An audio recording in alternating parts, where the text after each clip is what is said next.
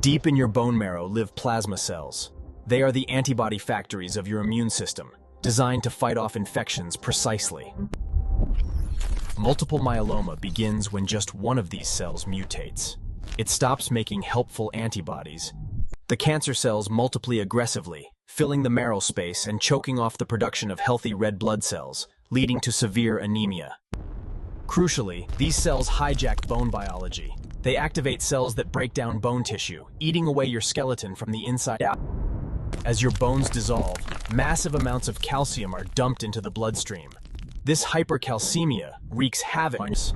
Instead of fighting germs, myeloma cells churn out enormous amounts of useless, sticky proteins, known as M protein. This protein sludge travels to the kidneys, overwhelming their delicate filters.